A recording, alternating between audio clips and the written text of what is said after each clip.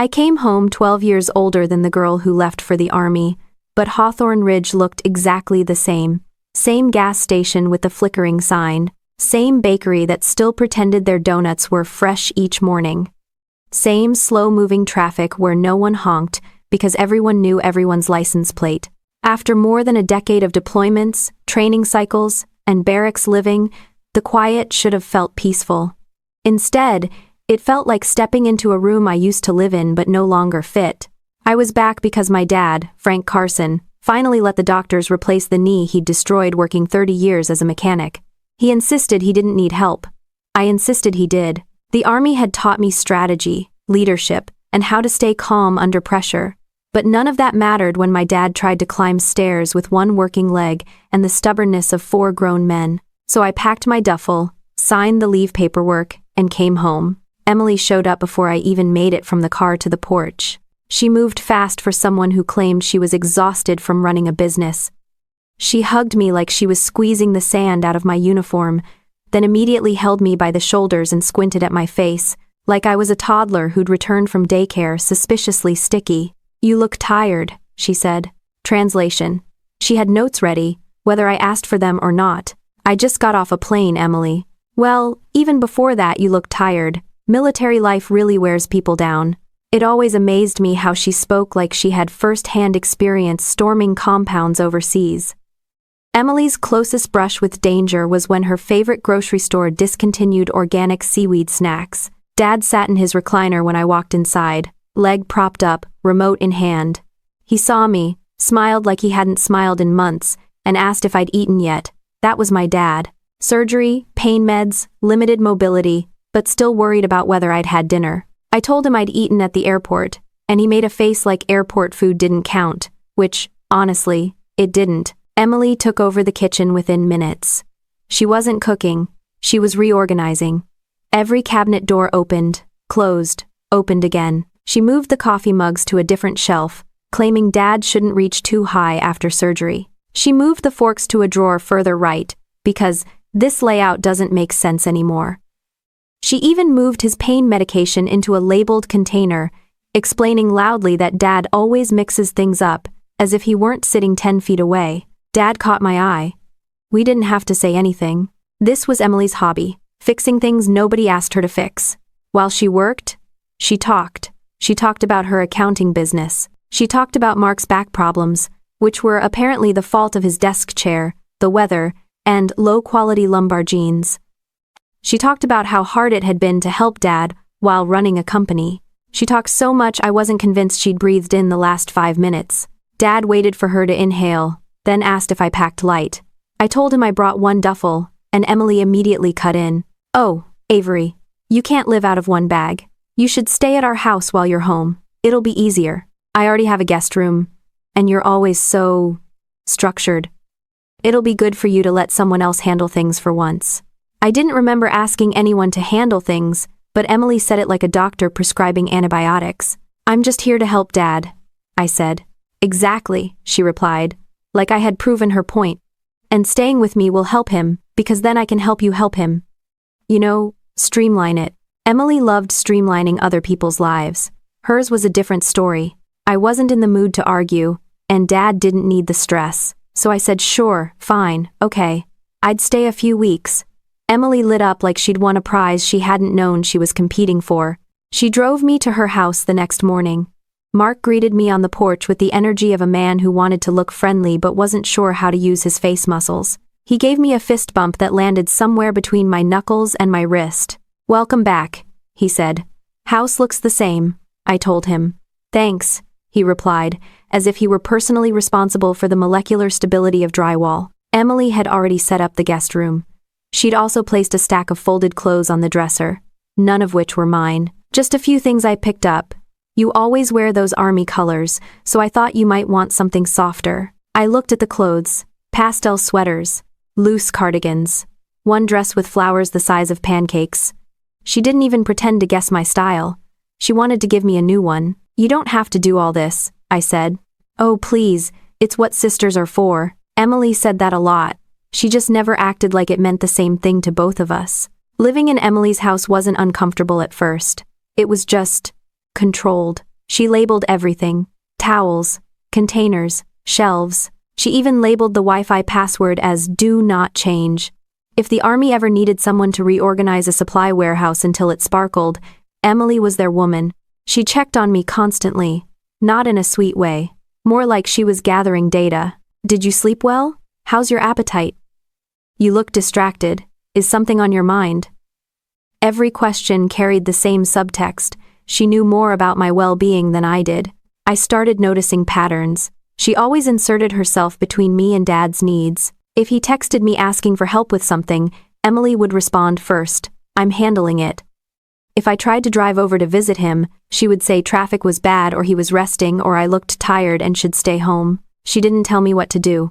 She told me what I should do, which somehow felt worse. Still, nothing she did seemed big enough to fight over. No explosions, no dramatic confrontations, just a drip, drip, drip of someone else deciding what was best for me. After years in the military making decisions under pressure, you'd think I'd notice sooner when someone was making decisions for me. But Emily didn't rush. She never rushed. She adjusted things slowly, like a thermostat moving 1 degree at a time. I told myself it was temporary. A few weeks, just until Dad was back on his feet, just until I figured out what I wanted next, just until everything settled. It was easy to believe that when the weather was calm and the house was quiet, and Emily was smiling like she had everything under control. I didn't know then how fast control can shift from helpful to dangerous. I didn't know how many lines had already been crossed. I didn't know how far Emily was willing to go to keep her version of our family perfectly arranged on her shelves, labels facing forward, everything in order. For the moment, I was just unpacking in a room that wasn't mine, in a house that didn't feel like home, telling myself it was fine because nothing terrible had happened yet, and because I'd survived far worse in places where people weren't pretending to love me. That was enough to keep me quiet, while the next signs of trouble slipped into view. I woke earlier than anyone else, mostly because Emily's house had that kind of quiet that didn't feel peaceful, just expectant. The hallway lights were already on. Emily liked to keep them on in case someone needs something, which translated to, she liked to know exactly how the house looked at every hour of the day. I went to the kitchen for coffee, but Emily was already there, fully dressed, hair done, makeup on, like she had been awake since the Nixon administration. "You're up early," she said, which was funny coming from someone who clearly hadn't slept past 5 a.m. in her adult life. I reached for the coffee pot, and she gently slid it out of reach. "It's too strong," she said. "I'll make you a lighter one. You've been through a lot." In excess of it. I almost reminded her that I'd been drinking strong coffee since my first deployment, but I let it go. One comment wasn't worth turning breakfast into a debate. She handed me a different mug, one that tasted very much like warm water with a hint of disappointment. As she talked about her schedule for the day, she casually dropped, "I'll take your keys today. I need to run a few errands, and it's silly for us to take 2 cars. Besides, you said you were feeling drained yesterday." I hadn't said that. I'd said I was tired from unpacking my gear. There's a difference between, "I'm tired" and "I shouldn't operate machinery," but Emily always condensed my sentences into whatever version supported her theory that I needed full-time supervision. I told her she could take the car if she needed it, but I didn't hand over the keys. They were in my duffel. I planned to keep them there. I hadn't been home long, but I already felt like the car was my last remaining symbol of independence. That didn't stop Emily. While I was in the shower, she apparently went through my bag, because when I came back out, the keys were gone.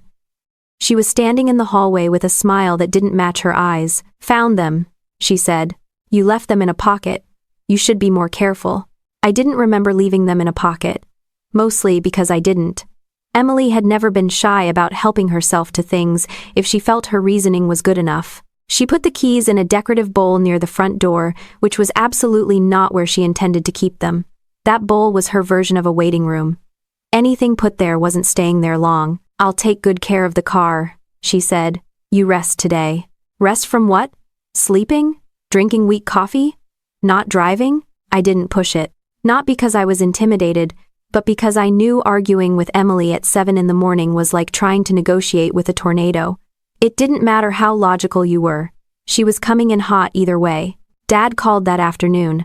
I put him on speaker so I could fold laundry, and Emily appeared in the doorway like she had been summoned by the very sound of my father's voice. I told him I'd stop by after lunch to help him reorganize the living room so he didn't have to reach too far when moving around on his crutches. Emily mouthed, "No," widening her eyes like I'd just announced I was joining a cult. Dad must have heard her little performance, because he asked, "Everything okay over there?" And 10. "Yeah, Dad," I said. "I'll swing by in a bit." Emily waited until I hung up, then launched into her explanation. "Avery, your dad needs to rest. He doesn't need to be moving furniture. You shouldn't go over there every time he calls. He relies on you too much." I blinked at her. "He just had major surgery. And you just came home from 12 years of stress," she shot back. "You need boundaries." Emily loved boundaries, as long as she was the one who chose where they went and who they applied to. I said I'd still visit him. Emily said she'd drive me. Then she remembered she had things to do, so she said I should stay home instead. The mental gymnastics could have qualified for NCAA competition. I went anyway, on foot, because Emily had left with the car. She claimed she needed it for an appointment. The appointment, as far as I could tell, involved going to Target and coming home with throw pillows. When I got back that evening, she asked why I looked flushed. "I walked," I said. "You walked?" She looked horrified. "You could have called me. I didn't want to interrupt your errands." That wasn't an errand. That was essential shopping. Essential for who? The decorative pillows? The vibe? I told her I didn't mind the walk. She reminded me that walking on uneven sidewalks after military life might be unsafe because my reflexes were probably still in combat mode. I didn't know what that meant, but I was pretty sure it wasn't based on medical science. The next morning, she opened my door without knocking, holding my phone. "You should lock this," she said. "Anyone could get in here." I did lock it. Well, it didn't seem secure. I reached for it, and she hesitated a little too long before handing it over. Later, I found a new app installed, Family Track. I didn't remember downloading it. A few hours after that, she reorganized my duffel bag because it looked messy. She moved my boots because they shouldn't be by the heater. She moved my wallet to a safer spot. She even moved the notebook I kept from deployment, the one thing I didn't want anyone touching. She told me, "You need a system." But I already had a system. It was called My System, and it worked fine before she rewired it. I started realizing that Emily wasn't helping me adapt to civilian life.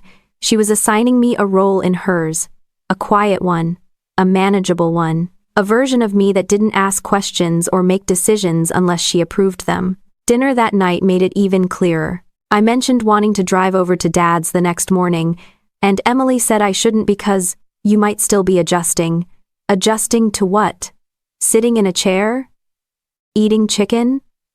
Breathing air? "Emily," I said finally, "I've been driving longer than you've been micromanaging." She laughed like I had told a joke that wasn't funny. "You're tired," she said. "You don't know how you sound." Maybe I didn't. Maybe I sounded like someone who hadn't realized how quickly her life was being rearranged one piece at a time. When she went upstairs, she took the car keys with her. She didn't say it. She didn't need to. It was just one more decision made on my behalf. I lay in bed that night feeling something shift. Not dramatically, not loudly. Just a small internal click that told me something wasn't right. And if I didn't pay attention, something even smaller might shift next. Then another. Then another. And eventually, it wouldn't be small at all. The shift kept building the next morning when I reached for my phone and saw the screen light up with a notification from that Family Track app Emily accidentally installed. It said something like, "Your location has been shared." I hadn't shared anything. I didn't even know where the setting was. I deleted the notification, but the fact that it popped up at all felt like someone had cracked open a door I didn't remember leaving unlocked. I went to the living room and found Emily already pacing with her laptop open, typing as fast as she talked. "I reorganized your email folder," she said without looking up. "You had things everywhere. It was stressing me out. I didn't ask you to reorganize my email. You didn't need to. I could tell you were overwhelmed." Overwhelmed by what? Watching her move my life around like she was solving a puzzle that didn't need solving? I sat down, hoping she'd run out of sentences eventually, but she just kept going, telling me she created a color-coded system for my bills, even though I'd already automated them a decade ago, Then she explained she'd added herself as a trusted contact on one of my accounts. She called it a precaution. I called it trespassing with extra steps. The kicker came when I checked for my government-issued paperwork. The folder was missing from my duffel. I knew exactly where I'd left it, because those documents were the kind of things the Army drills into your brain never to lose. When I asked Emily if she'd seen the folder, she pointed to a small, locked, fireproof box on her bookshelf. "It's in here," she said. "Important documents should be protected." "That box is locked," I said. "Right, because they're protected. Do I get a key?" Emily looked surprised, like the idea had never occurred to her. "Oh, Avery, you don't need access to all of this right now. You're transitioning. Let someone else carry the load for a bit." If she had said transitioning with any more concern, she might have thrown me a support group brochure. I unfolded my arms slowly so she couldn't say I was being reactive or whatever label she'd come up with next. She held her ground. I didn't push it. I did, however, make a mental note that my legal identity was now stored behind a lock Emily held the key to. Later that afternoon, when I told her I was heading to Dad's, she snapped her laptop shut so fast the sound echoed. "You shouldn't go today," she said. "You look drained." "I'm fine. You always say that." "That's because I am." Emily sighed dramatically, the kind of sigh that said she already had a script written for this conversation and I wasn't following it. "Avery, you need rest. Military culture has conditioned you to push yourself, and you think exhaustion is normal." I walked to the mailbox, Emily. "That's the extent of my pushing." "Exactly. Look how defensive you're getting." "Defensive?" "I wasn't defensive. I was... okay, maybe a little defensive, but only because it felt like I was slowly being rebranded as a fragile houseplant." "Dad needs help rearranging some furniture," I said. He asked me. Emily shook her head. "He's fine. I already told him you weren't available today." "You what?" "You were sleeping." "I wasn't, but you could have been." My jaw clenched. She said the words so confidently, like logic was optional as long as she delivered them in a soothing voice. That night, I checked my bank accounts again. More small withdrawals. $10 here, $20 there, a few $40 transfers. Nothing huge, but when you added them together, they formed a breadcrumb trail no one was supposed to notice. I scrolled further. A $200 charge listed as household supplies. I hadn't bought anything. Emily had, and she'd used my card to do it. I walked into the living room and found her reorganizing the linen closet. She shut the door quickly, which was suspicious because I doubted towels had suddenly become classified materials. "Did you use my card today?" I asked. She tilted her head. "Our expenses have always been flexible. You've lived here for days, Avery. You're part of the household. I didn't authorize that charge." "Well, you didn't say not to. As de pays de fing. And you didn't ask." Emily placed a towel on the shelf with the precision of a surgeon. "You're in a sensitive place right now. Financial decisions can be stressful. Not the way I usually handle them."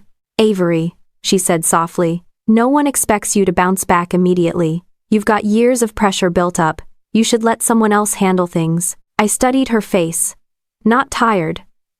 Not stressed. Not overwhelmed. She was excited. Energized. Like managing me had become her new favorite project. "Where are my documents?" I asked again. "In the lockbox." "I want them back." "You'll get them when you're ready." "I'm ready now." Emily smiled, the tight kind, with no warmth. "If you were ready, you wouldn't be asking." I took a slow breath. She was twisting my words so cleanly it almost felt professional. I remembered military training exercises where we practiced maintaining composure under pressure.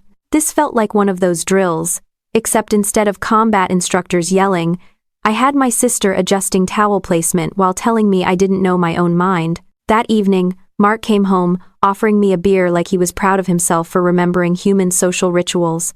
"Rough day?" he asked. "Define rough." He chuckled but didn't make eye contact.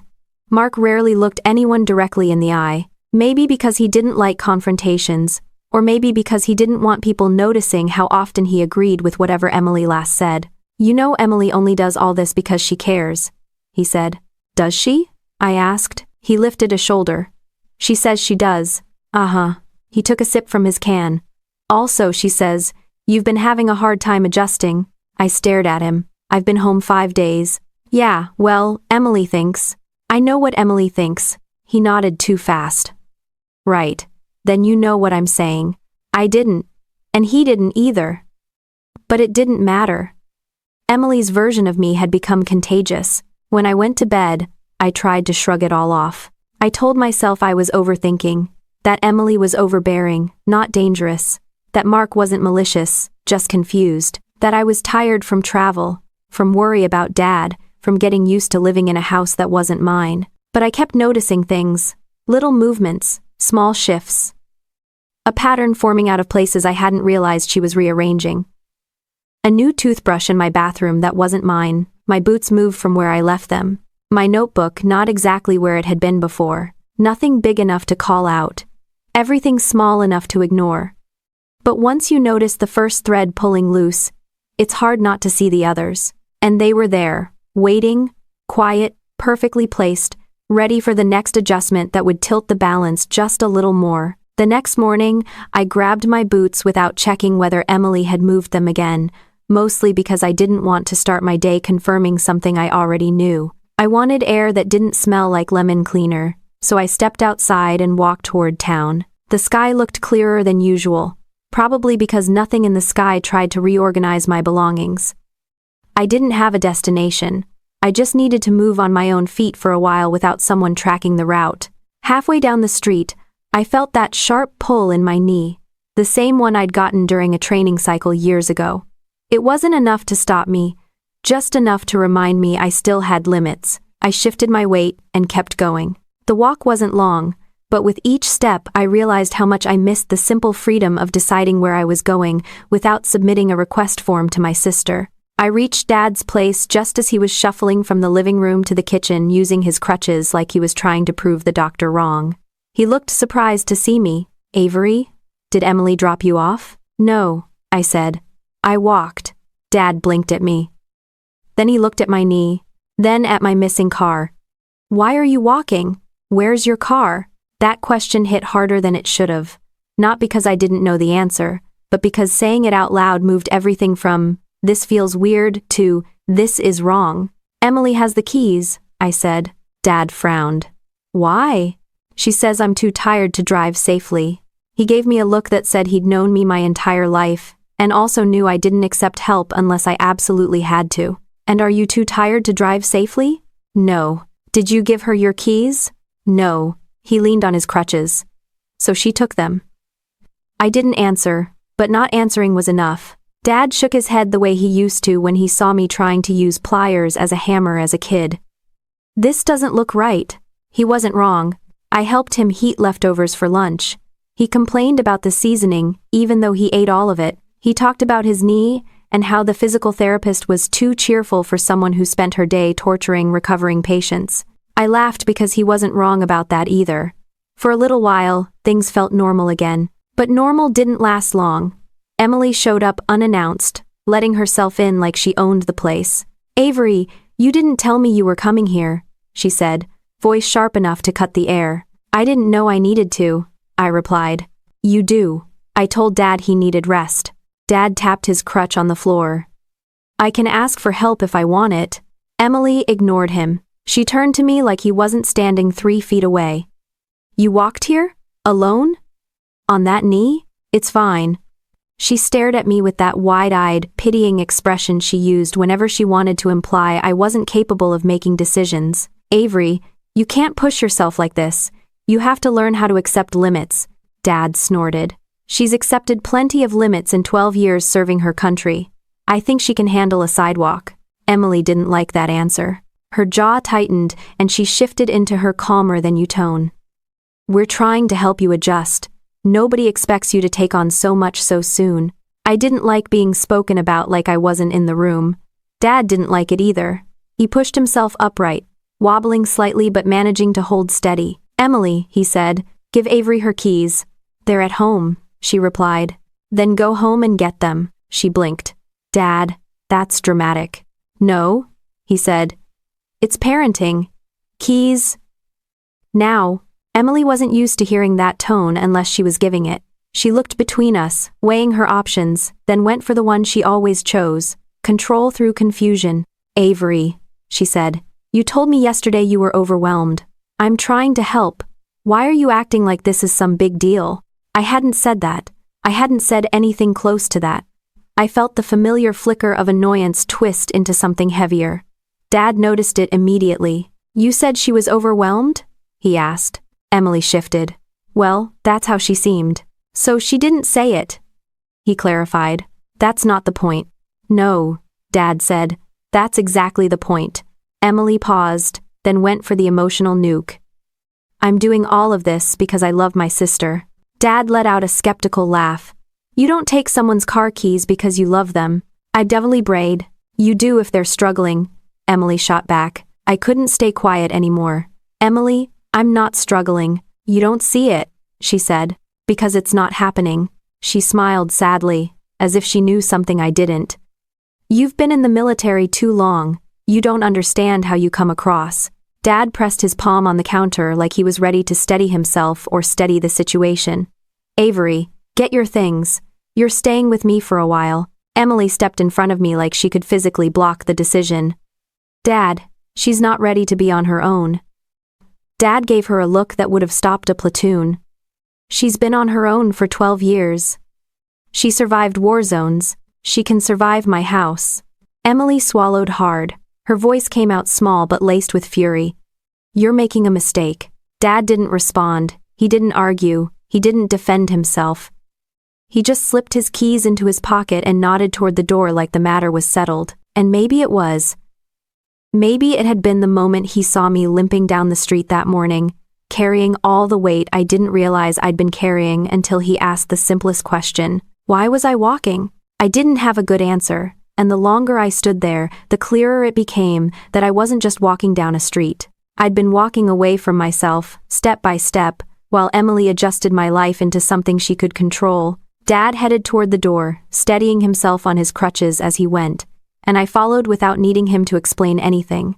Emily called my name, but her voice sounded different now, like she wasn't sure which version of me she was speaking to anymore, the one she had tried to shape or the one she didn't expect to show up.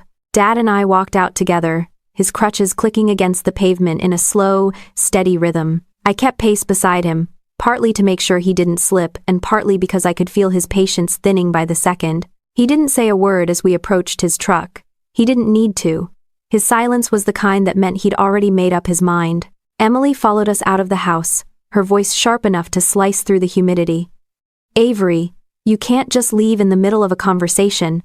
Dad opened the passenger door for me like he'd been doing it my whole life. Conversation's over, he said.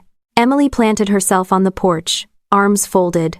You'll regret this. Dad, you're enabling her. Dad turned his head slowly, the way someone does when they're deciding whether to respond or just let the weight of their stare do the talking. Emily, get inside. Her mouth tightened. She wasn't used to being dismissed, especially not by him, but she didn't push it.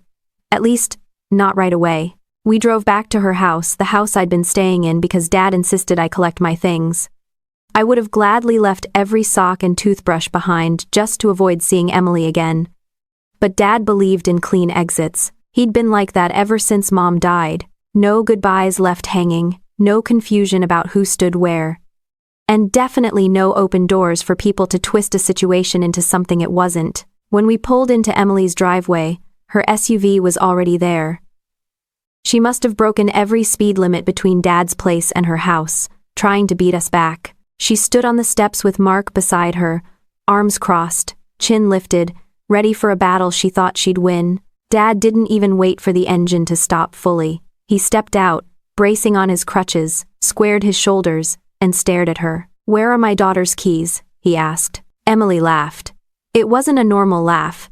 It was the kind people use when they're pretending they're in control. Dad, no one stole anything. Avery wasn't in a condition to. Where? Dad repeated. Are her keys? Mark stepped forward like he was the bouncer for Emily's emotions. Frank, maybe she should stay with us. You're still recovering. Dad cut him a look so sharp, Mark practically stumbled backward.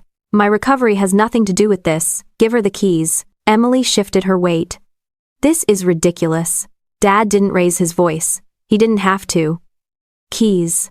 Emily finally huffed, reached inside her purse, and pulled them out. The keys jingled in her hand like she wanted the sound to test my patience. When she dropped them into my palm, she smiled in that tight, condescending way she'd perfected over the years. "There," she said. "Happy?" Dad's eyes didn't leave her. "Why were you holding on to them in the first place?" Emily sighed dramatically, like she was exhausted by all the explaining she'd done. "Because she's not thinking clearly right now. She's overwhelmed. She admits that to me all the time." "I never said that," I replied. Emily shook her head, pity dripping off every syllable. "You don't remember saying it because you're stressed. This is what I've been trying to tell you, Dad." Dad raised an eyebrow. "She's stressed because you've been making decisions that aren't yours to make." Mark tried again. "We're just trying to help." Dad looked at him as if he were a malfunctioning appliance. "If you were helping, she wouldn't be limping down the street without a car." Emily's composure cracked, not shattered, just cracked, like a plate hitting the sink the wrong way. "I have taken care of this family for years," she snapped. "I took care of Mom when she was sick. I take care of Dad now. I handle everything Avery can't." "You handle things nobody asked you to handle," Dad replied. "There's a difference." Emily's jaw twitched. Her voice grew tight. "Avery needs structure." "I had structure in the army," I said. "I don't need your version." She stepped closer, eyes flashing. "You don't know what you need." I stepped closer too. "Maybe because you keep deciding for me." Something ugly flickered behind her expression, something I'd only seen a few times growing up, usually when she felt the world wasn't lining up the way she wanted it to. Control wasn't just her habit, it was her identity. Mark must have sensed things tipping the wrong way because he put a hand on her arm and murmured, "Just let her pack." Emily shook him off. "She's making a mistake." Dad's voice cut through everything. "No, the mistake was thinking she couldn't leave." The house felt heavier when we walked inside. Every picture frame looked misaligned, every object sitting exactly where Emily wanted it to be. I went straight to the guest room and started packing, grabbing my uniforms, my boots, my notebook. The one thing I didn't want anyone reading and the clothes Emily had bought, which I left neatly folded on the dresser. Emily followed me into the hallway like a shadow that had learned how to talk. "Avery, you don't understand what you're doing," she said. "You're acting impulsive. I'm packing a bag, not robbing a bank. You're not stable." Dad overheard that from the living room. "Emily, that's enough." But she kept going, louder now. "You've been back 5 days and you're already acting erratic, walking across town, snapping at people, losing track of things." "That's not what happened," I said. "You don't see it." "I do. I've always seen it." I zipped my duffel and lifted it. Emily stepped into the doorway, blocking me. "You're not leaving," she said. Dad's crutch hit the hardwood with a crack that startled even me. "Move, now." Emily glared at him. "You're making it worse. And you're making it impossible," Dad said. For a moment, no one moved. Then she stepped aside, stiff and shaking, like she was physically holding herself back from grabbing my arm. Mark appeared behind her. "Avery, maybe stay tonight and talk this through." "No," I said. "I've talked enough." We walked to the door. Emily didn't follow this time. She stood in the hallway, staring at me like she was trying to memorize a version of me she could still control. The expression didn't match anger, it matched loss. Not loss of me. Loss of power. Dad didn't say anything as we got back in the truck. He didn't need to. The air felt different. Not calmer, just more honest, like the curtain had finally dropped and no one was pretending anymore. He pulled away from the house with the same slow determination he used when climbing stairs on a bad knee. I watched Emily's porch disappear in the side mirror. I didn't feel relief or satisfaction, just a steady, dawning clarity I hadn't had since coming home. Whatever this was, whatever she'd been doing, whatever she'd been convincing herself she needed to do, it wasn't about helping. It never had been, and the quiet inside the truck made that truth louder than anything she'd said all week. The ride back to Dad's place felt strangely quiet, the kind of quiet that wasn't awkward or heavy, just necessary. I could breathe in his truck in a way I hadn't been able to in Emily's house. I didn't have to watch my tone, monitor my expressions, or anticipate being corrected for simply existing. I leaned my duffel against my leg and kept my hand on it like someone might try to take it again. Dad didn't comment. He probably noticed, but he had the good sense not to make a big deal out of it. When we reached his house, he unlocked the door and stepped back, so I could enter first. That small gesture hit harder than it should have. Respect. Autonomy. Two things I didn't realize I'd been missing until he handed them back without saying a word. Inside, the living room looked the same as the day I'd left for deployment years ago. A little cluttered. A little dusty. But familiar. Safe. Dad lowered himself into his recliner and let out a sound that was half sigh, half groan. "Your old room's still intact," he said. "I didn't turn it into a gym or anything." "You don't work out," I said. "Exactly," he replied, settling back like he'd made an airtight argument. I took my bag to the bedroom and set it down. Nothing had been moved. Nothing had been rearranged. Nothing had been adjusted for my well-being. My stuff was where I left it 12 years ago, untouched and waiting. Like the room had been paused rather than abandoned. I sat on the edge of the bed, letting the sense of normal sink in for a minute. No lemon cleaner smell, no labels on drawers, no one waiting outside the door ready to question what I needed or why. Dad's voice called from the hallway. "You hungry?" "A little." "Well, that makes one of us," he said. "My appetite's terrible, so I need you to eat enough for both of us." Doctor's orders. "My doctor?" "Not yours." I walked into the kitchen with him. He sat at the table while I heated leftovers. He watched me like he was memorizing my movements, not suspiciously, just with that quiet parental relief of seeing his kid handle basic life without drama. When the microwave beeped, he nodded as if I'd passed some kind of test. "You didn't have to take me out of there," I said. "Yes, I did," he replied. "You didn't see your face when you told me about the keys." I didn't know what my face had looked like, but I trusted his memory more than mine at this point. He tapped his fingers on the table. "When your mother was sick, Emily helped a lot. She stepped up in ways I didn't expect. But somewhere along the way, helping turned into doing, and doing turned into deciding, and deciding turned into making sure everyone followed her version of the rules." "That sounds about right," I said. "She doesn't know when to stop," he continued. "But she also doesn't think she's doing anything wrong. That's the dangerous part." "Yeah," I said quietly. We ate in silence. Well, I ate. Dad mostly pushed food around while pretending he was enjoying it. He asked if I wanted to watch TV. I told him I was tired. He nodded without mentioning that I'd barely done anything that day except pack a bag. When I went to bed, the silence felt different from Emily's house. It wasn't watching me. It wasn't waiting for me to slip up. It was just there, the way silence is supposed to be. But the calm didn't last long. I jolted awake to the sound of something outside, maybe a car door, maybe nothing. The dark room looked too familiar and unfamiliar at the same time, and my heart kicked up like I was back on a base waiting for an alarm to blare. Old habits, old reflexes. I sat up and listened. Nothing happened. No shouting, no footsteps, just quiet. I lay back down, irritated with myself for reacting like a rookie on night watch, and closed my eyes. When sleep came again, it wasn't peaceful. I dreamed of Emily standing in the hallway, blocking the door like she had earlier, except this time she wasn't saying anything, just staring, waiting, determined. I woke again, this time to Dad's voice outside the door. "Avery, you all right?" "Yeah," I said. "Just restless."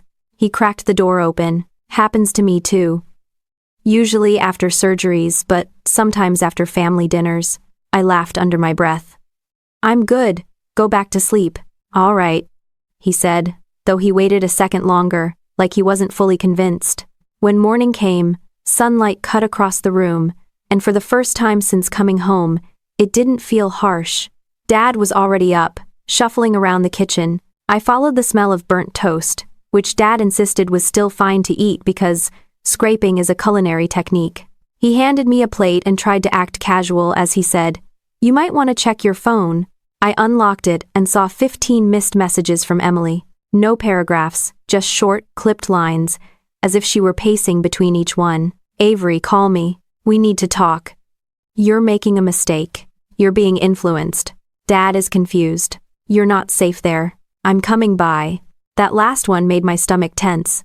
I checked the time. She sent it 20 minutes ago. Dad must have read my expression. "She's not coming here," he said. "I'm not opening the door. Emily doesn't take no for an answer. She will today." He said it with the tone of someone who'd already decided what that meant. There was a knock a few minutes later, sharp enough to rattle the frame. Dad didn't move, neither did I. The knocking came again, harder this time, followed by Emily's voice. "Dad, open the door, please." Dad gripped his crutches and walked to the hallway, not to open the door, but to make sure she knew he was standing firm. "Go home, Emily," he said, loud enough for her to hear. "You're making this worse," she shouted. "Avery needs structure. Avery needs privacy," he said. "You don't get to decide that." Dad didn't raise his voice. He didn't argue. He didn't try to prove a point. He just stood there, a wall she couldn't move. She stayed on the porch for a few minutes, pacing, muttering, sighing dramatically. Then her footsteps retreated, and a car door slammed. The engine roared down the street. Dad didn't move from his spot until the sound faded. He nodded once, satisfied, and limped back to the kitchen. He didn't lecture me. He didn't tell me I needed a plan or that this situation was going to get more complicated. He just sat down, picked up his mug, and said, "Burnt toast tastes better when someone isn't criticizing it." I sat across from him, letting the warmth of the room sink back in. Nothing felt resolved. Nothing felt settled.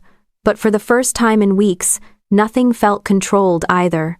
And that was enough to keep the day moving without looking over my shoulder. I spent most of that morning moving around the house with the kind of energy you get after realizing you've been living under someone else's rules without noticing the moment it began. Dad didn't interfere, just watched me quietly as I checked my phone, checked my bag, checked everything that used to belong to me and still technically did. Moving through the house felt different now, not lighter, not heavier, just honest. Dad made coffee that tasted like something brewed during a camping emergency. I drank it anyway, because at least nobody diluted it for my well-being. He sat at the table with a notepad, flipping it open like he had something to say but didn't know how to phrase it yet. "You want help figuring this out?" he asked. "Yeah," I said. The answer came out quicker than I expected. Asking for help had never been my strong suit, especially after years of being trained to figure everything out under pressure. But I knew pressure, and I knew the feeling of something being off long before someone else confirmed it. Dad called his friend Carla Whitman, a lawyer he'd known since Mom's illness. She showed up that afternoon wearing a blazer sharp enough to slice drywall and a calm expression that suggested she'd seen every type of family disaster known to mankind. She shook my hand like she expected to see me again, which didn't feel comforting or alarming, just practical. Dad explained the situation while I filled in the details he didn't have. Carla didn't interrupt except to ask specific questions. "When did you hand over your documents? How many accounts do you have? Who has access? When did the withdrawals start? Did you notice any behavioral shifts from your sister?" Behavioral shifts. I almost laughed. Emily had more shifts than a night crew at a 24-hour diner. Carla leaned forward. "Avery, your sister may believe she's helping you, but intention doesn't erase impact. If she accessed your accounts without consent, that's financial exploitation." The words landed cleanly, like someone turning on a light in a room I didn't realize was dim. "We need statements," she continued. "We need evidence of spending you didn't authorize. We need to know where your ID documents are. And we need to gather anything showing she assumed control over your decisions." Dad handed me my laptop. "Let's start with your accounts." I logged in and pulled up my financial history. At first, it looked normal rent deposits from when I'd lived off base, a few automated payments from my army pay, standard grocery charges, but then I scrolled further and saw the trail of transactions I'd pretended not to notice. $10, $25, $40, small, irregular, spaced out like someone taking careful bites of something they didn't want anyone noticing was shrinking. Then came the bigger ones. The $200 charge, Emily explained as household supplies. A $300 transaction labeled professional services. A withdrawal for $600 with no memo at all. Then, the largest one. $1,200 transferred to an account labeled CE Joint. My stomach tightened. Emily and Mark's initials. Carla nodded once. "This is a pattern." "A pattern of what?" I asked, though I already knew. "Unauthorized access. Financial control. It aligns with the other behavior you described." "I wanted to support." Dad muttered something under his breath that was definitely not printable on legal documents. I clicked into my email next. Carla suggested checking the sent folder in case Emily had used my account to communicate with anyone. The folder opened slowly, like even the laptop didn't want to reveal what was hiding there. There it was. An email sent 2 days earlier to the family readiness officer at my reserve unit. Subject line: concern about Avery's stability. My name, my unit, my supposed mental state, all laid out like a case file for someone who hadn't met me in over a decade. Dad read over my shoulder. She sent that without asking you? Without telling me? I said, without even hinting. Carla took a breath. That email is significant. False statements made to undermine your autonomy can support a claim of coercive control. I scrolled further. Another email. This one drafted but not sent. It was addressed to a local financial institution requesting information on how to apply for temporary financial guardianship for a family member in emotional distress. My throat tightened. She hadn't just wanted to help. She wanted legal permission to manage me. Dad's hand curled into a fist on the table. Over my dead body. I opened my folder of important documents next, except there was nothing to open. The folder was gone. The files I had kept with me through every move, every duty station, every deployment gone. Emily had them in that locked fireproof box. She has my social security card, I said quietly, and my discharge paperwork. That's identity control, Carla said, direct and intentional. There were no dramatic violins in the background, no cinematic gasp moment, no collapsing into emotional rubble. It was just a steady realization, one brick after another, forming a structure I should have noticed weeks ago. Everything Emily had done suddenly connected in one continuous line. The keys, the tracking app, the money, the emails, the documents, the rules, the constant corrections, the shifting of what I supposedly said or meant. Dad put a hand on my shoulder, steady but not heavy. We'll get everything back, he said. She doesn't get to rewrite your life. Carla packed her briefcase. I'll file for a protective order. And we'll start an audit. You're not alone in this. After she left, the house felt different again, not quiet, not tense, just strangely balanced, like the truth had finally caught up to the confusion. I sat on the couch, staring at the notebook I'd recovered from my duffel.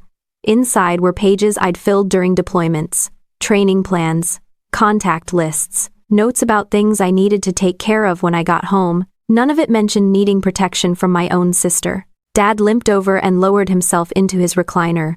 Want the TV on? Not really. Good, because the remote's across the room and I'm not getting up. I smiled without meaning to. He watched me for a moment. You see why I picked you up off that street yesterday? Yeah, I said. You were walking like someone who didn't know she had other choices. I didn't argue. He was right. Leaving Emily's house wasn't the moment I broke free. It was the moment I stopped pretending nothing was happening. Dad reached for his mug and grimaced at the cold coffee. Tomorrow we pull the rest of the truth apart, too. He didn't say it as a plan or a threat or a cliffhanger. He said it the same way he'd say we needed to fix a squeaky hinge or change a light bulb. Practical. Direct. Something that simply needed doing. The day settled around us without any sense of endings or beginnings, just an understanding that nothing was hidden anymore. And that was enough to let the air in the room feel like it finally belonged to us again. Dad's kitchen had the kind of steady morning light that made everything look clearer, which probably wasn't great for either of us given what we'd uncovered the day before. I poured coffee into 2 mismatched mugs, and Dad took his with the kind of grim determination usually reserved for tax season and dental appointments. Neither of us talked much, not because we were avoiding anything but because we didn't need to fill the air with noise. The facts were already loud enough. I sat down with my laptop again. Before diving back into statements and screenshots, I checked my phone. More messages from Emily. Longer ones this time. Less performative concern and more desperation wrapped in self-importance. You're misunderstanding everything. Dad is confused and putting ideas in your head. You're acting impulsive. I'm the only one who knows what's best for you. It's stand end quote. You shouldn't trust people who don't understand your trauma. I didn't respond. It wasn't worth engaging. Every reply would just become a new entry in whatever narrative she was building. Dad read my expression and nodded like he already knew the script. Carla called mid-morning. She wanted to see more financial records and asked if we could meet again the next day. Her tone stayed calm, but she didn't pretend this was simple. She said she'd handled messy cases before. But cases involving siblings always hit differently because the line between helpful and harmful gets blurry for everyone involved. Emily, she said, didn't seem like the kind of person who would let go easily, Dad muttered. Understatement of the year, and scribbled the meeting time on a sticky note he immediately forgot where he put. I stepped outside for air. The kind of air that didn't feel monitored or approved. The kind of air that wasn't run through some imaginary filtration system Emily believed she controlled. The driveway across the street caught my eye first. A car sat there, dark blue. Windows tinted. Engine off, someone inside. Not moving. Emily's SUV. I watched for a moment. The silhouette didn't shift. The door didn't open. Just a person parked at the far edge of the street like they were waiting for a parade to start. A parade that featured exactly 2 participants. Me and my sanity. Dad came out behind me. Something wrong? Emily's here, I said. He followed my stare. Of course she is. We didn't approach the car. Both of us stood quietly, like people watching a weather pattern they already knew wasn't blowing over. Eventually the SUV pulled away, tires crunching on old gravel, no dramatic exit, no shouting, no confrontation, just quiet surveillance masquerading as concerned family. Dad went back inside. I stayed on the porch until the last trace of the car disappeared around the bend. The air settled, but not completely. Something had shifted. Not specific, not identifiable, just the kind of tension that said we had crossed a line Emily didn't want crossed. An hour later, the phone rang. The landline, because Dad insisted on keeping that thing like it was the last surviving artifact of the 20th century. He glanced at the caller ID and shook his head. It's her. He let it go to voicemail. Emily's voice cut through the speaker, too sweet, too sharp. Dad, I need to talk to Avery. This is important. Dad pressed delete before she finished the sentence. 5 minutes later, the phone rang again. You can't keep ignoring me, she said. This is a family matter. Delete. 10 minutes later, you're making this harder than it needs to be. Delete. Dad looked at me. You okay? I've been through worse, I said. He smiled. I know. But those people had better aim than your sister. In the afternoon, I opened my email to check for updates from Carla. Instead, I found something else. A message from someone in my reserve unit, a short email asking if I was all right and requesting clarification on a few concerns raised about my mental stability. Emily had doubled down. I took a slow breath, the kind I'd learned to control before stepping into a briefing room. I drafted a response, straightforward and factual, explaining that any claims about instability were false and made without my knowledge or consent. I kept the tone calm because panic wasn't my thing and never had been. I forwarded the exchange to Carla. Dad watched quietly. She's not thinking anymore, he said. She's reacting, and reactions, in my experience, were always messier than plans. A little before evening, a knock echoed through the house, not the violent kind from earlier, just firm enough to put both of us on alert. Dad moved closer to the door with caution rather than urgency. Through the glass, I saw our neighbor, Mrs. Hill. 70s. Runs the neighborhood watch group, owns binoculars strong enough to read license plates from space. I didn't want to get in the middle of anything, she said, which meant she'd already been in the middle since sunrise. But I thought you should know your daughter Emily has been circling the block 3 or 4 times now. Dad nodded. We saw. She didn't look happy, Mrs. Hill said. That's her default, Dad replied. Mrs. Hill left after delivering her intel, and Dad closed the door softly, like he didn't want to disturb whatever storm Emily was trying to build outside. As dusk rolled in, I found myself rereading the messages she'd sent earlier, not because I doubted what was happening, but because I was trying to see the moment where her concern had turned into something else, something sharper, something possessive, something that didn't feel like family, at least not the kind I wanted to claim. Around dinner, Dad lifted his phone from the table and frowned. She sent me a voicemail. Let me guess, I said. She's the victim now. Dad pressed play. Emily's voice filled the room, softer than before. Dad, please listen. I'm scared for Avery. You don't understand what she's been through. She needs structure. She needs us. She's not thinking clearly. If you keep pulling her away, something bad could happen. Dad paused the message halfway through. I'm done listening to that. He deleted it without hesitation. After dinner, Dad tried to watch the news but changed the channel every 5 minutes because nothing could hold his attention. The tension wasn't loud. It wasn't chaotic. It was the kind that sits quietly in your peripheral vision, waiting for you to acknowledge it. I walked outside again, just for a minute, needing to feel air that didn't come with warnings. The street was empty, no cars, no neighbors, just the quiet hum of evening settling in. I didn't fear Emily. That wasn't the issue. The issue was unpredictability. She wasn't calculating now, she was wounded. And wounded people make choices based on emotion, not logic. When I stepped back inside, Dad had shut off the TV and was sitting with the remote in his lap. "We'll meet with Carla tomorrow," he said. "We'll get everything in writing." "Okay. And no matter what Emily tries next, she's not getting near your accounts, your documents, or your career." I nodded. It wasn't reassurance. It was a fact. A steady one. Like the sound of Dad's crutches tapping on hardwood, or the quiet clarity that comes when the truth has finally stepped forward in plain daylight. The night passed without incident, but not without awareness. And awareness wasn't fear. It was preparation. Something I'd always been good at, something I hadn't realized I'd need again inside my own family. The morning of the hearing started the way most important mornings start in Dad's house, with him burning toast and pretending it added flavor. I ate it anyway because neither of us felt like focusing on food. The kitchen felt tighter than usual, not tense but compressed, the way air feels right before a thunderstorm. Carla arrived exactly when she said she would, carrying a folder thick enough to be used as improvised body armor. "You ready?" she asked. "As ready as I get," I said. Dad grabbed his crutches and straightened like he was reporting for inspection. Carla briefed us at the table, flipping through pages as she spoke. "We have financial statements, screenshots of the tracking app, evidence of unauthorized access, the drafted guardianship email, and the message to your military unit. The judge will want facts, not emotion. Stick to what you experienced, not how you interpret it," Dad muttered. "Facts are bad enough." And Carla gave a dry nod like she agreed.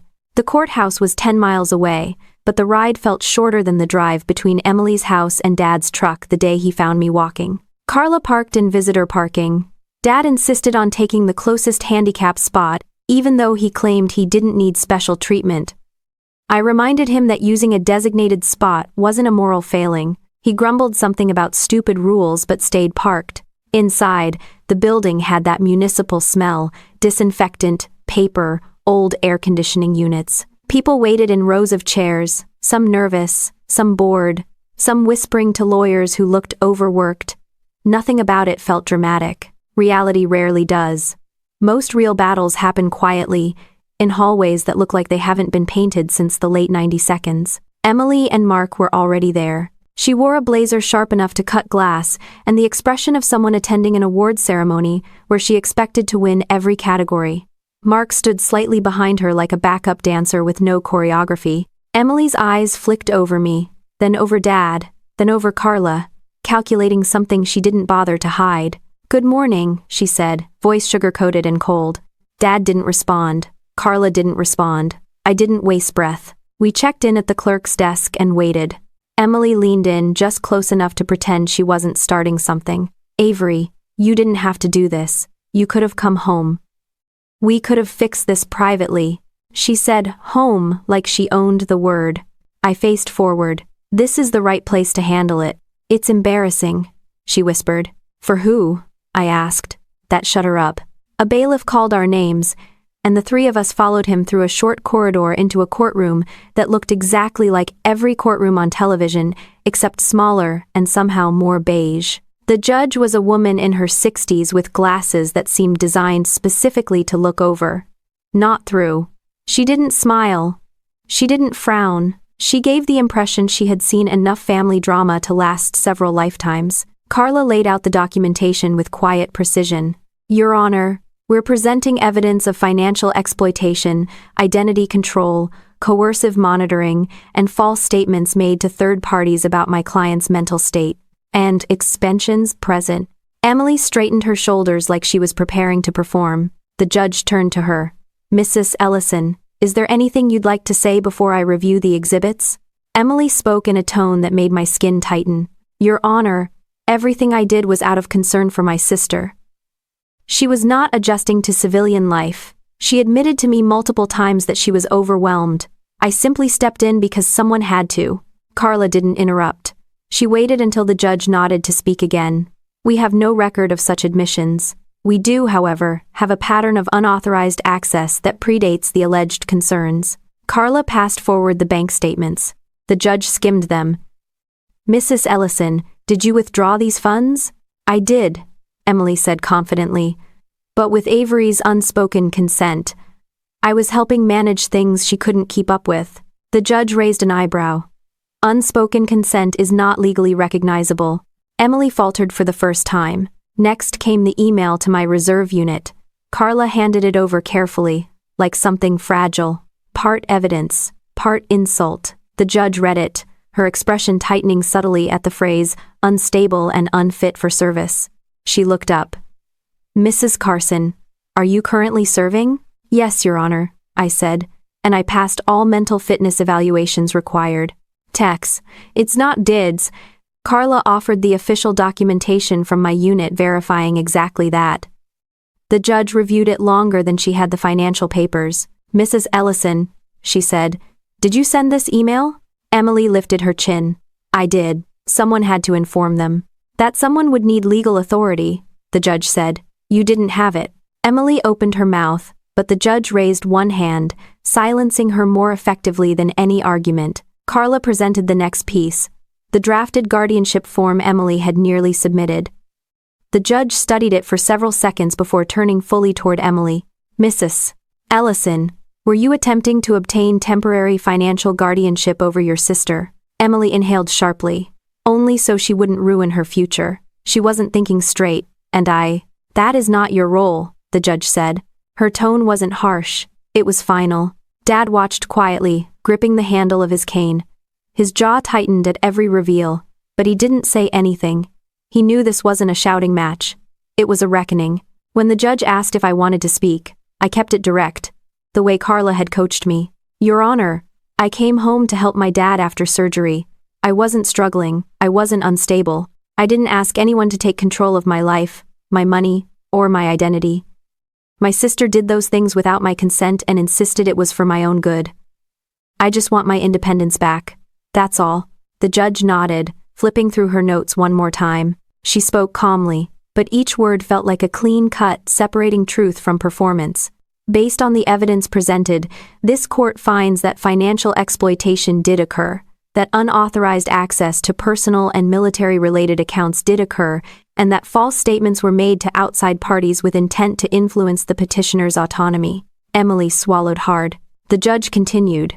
Therefore, I am granting a protective order restricting Mrs. Ellison from accessing the petitioner's financial information, military records, or personal accounts effective immediately. Mrs. Ellison is also prohibited from contacting the petitioner outside of attorney-mediated communication. Restitution of misappropriated funds will be addressed through a separate civil process. Mark looked like he'd been hit with a tranquilizer dart. Emily whispered, "This is absurd," but not loud enough for the judge to acknowledge. The judge closed the file. Court is adjourned. There was no dramatic gavel slam, no applause, no swelling music, just the scrape of chairs and the soft shuffle of people moving on with their own problems. Dad stood slowly, balancing on his crutches. "Well," he said, "that's that." Carla gathered the papers into her case. "You did well," she told me. Emily stayed seated for a moment before finally standing, her expression flickering between fury and disbelief. Not because she lost the case she could survive a courtroom loss. What she couldn't survive was losing control. That was the real blow. I walked out with Dad beside me. The hallway felt like it had wider walls than before, maybe because for the first time since coming home, I wasn't navigating a maze someone else built around me. Nothing was resolved emotionally, nothing magically repaired, but the ground under my feet felt solid again. And sometimes solid ground is enough to keep moving without looking back. Walking out of the courthouse felt nothing like victory and nothing like defeat. It felt like stepping out of a cramped storage room into fresh air, still carrying everything heavy, but finally breathing without someone else deciding how big each breath should be. Dad held the door for me, even though it took him twice the effort, his crutches thudding softly on the ground. Carla peeled off toward her car with a quick wave, already on to her next client. her next crisis. She handled mine like it was routine, which I guessed, for her, it was. For me, it had been the kind of routine nobody signs up for. Dad unlocked the truck and eased himself inside with a muttered comment about courthouse benches being designed by sadists. I didn't argue. He wasn't wrong. As he started the engine, he glanced over at me with that sideways look he used when he wasn't sure whether he should say something or let the silence do the job. "You all right?" he asked. It wasn't the kind of all right that expected a yes. It was the kind that meant he'd pull a U-turn and drive back into that courthouse if I asked. "I'm good," I said. "Just tired." He nodded. "That's normal. Most people don't get taken to court by their oldest kid." We drove home with the windows cracked, letting the wind pull some of the courthouse smell out of our clothes.